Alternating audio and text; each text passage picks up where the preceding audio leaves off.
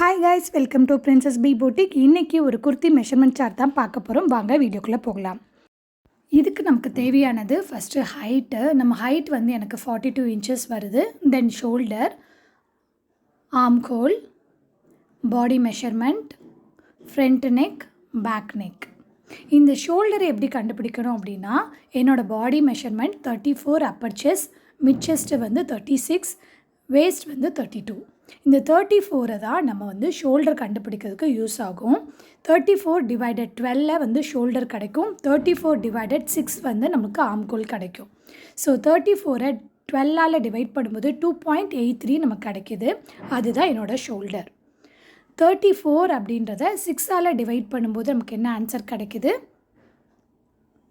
5.6. இதுதான் என்னோடய ஆம்கோல்.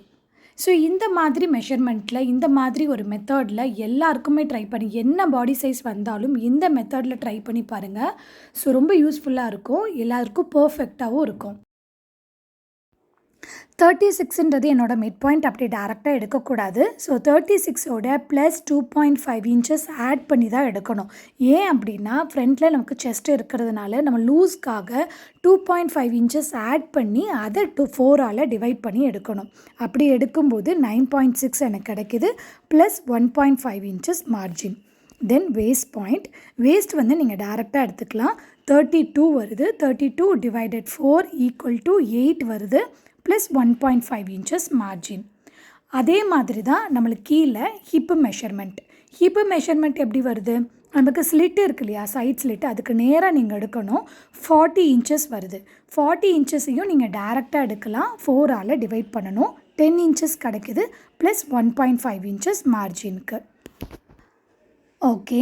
So then front நெக்கும் பேக் நெக்கும் உங்களோட சாய்ஸ். ஸோ எவ்வளோ டீப்பாக வேணும், எவ்வளோ மேலே வேணும், கீழே வேணுன்றதெல்லாம் உங்களோட சாய்ஸில் நம்ம எடுத்துக்கிறோம். ஸோ இது வந்து நீங்கள் எப்போயுமே வந்து ஃப்ரண்ட் நெக்கு டீப்பாக போகிறீங்க அப்படின்னா ஷோல்டர் பார்ட்டில் வந்து ஸ்லோப்பிங் மாதிரி கொடுப்போம். ஸோ 1 இன்ச்சு ஸ்லோப் எப்போ கொடுக்கணுன்னா, high neck, collar neck, boat neck, இந்த மாதிரி ரொம்ப க்ளோஸ் நெக்காக வரும்போது ஷோல்டரில் 1 இன்ச்சு ஸ்லோப் பண்ணி தான் எடுக்கணும். இல்லை நல்ல டீப் நெக் எனக்கு வேணும், நல்ல வைடாக வேணும் அப்படின்ற நெக்குக்கெல்லாம் ஸ்லோப்பிங் எடுக்கவே கூடாது. அப்போ உங்களுக்கு ஷோல்டர் பார்ட்டில் அந்த நிற்காது, கீழே இறங்கி வந்துடும். ஸோ ஸ்லோப்பிங் எங்கே எடுக்கணும், எங்கே எடுக்கக்கூடாதுன்றதை நான் உங்களுக்கு அடுத்த வீடியோவில் காமிக்கிறேன். இப்போது இதோட சார்ட் வந்து நெக்ஸ்ட் வீடியோவில் வரப்போகுது. Thank you so much. பாய்.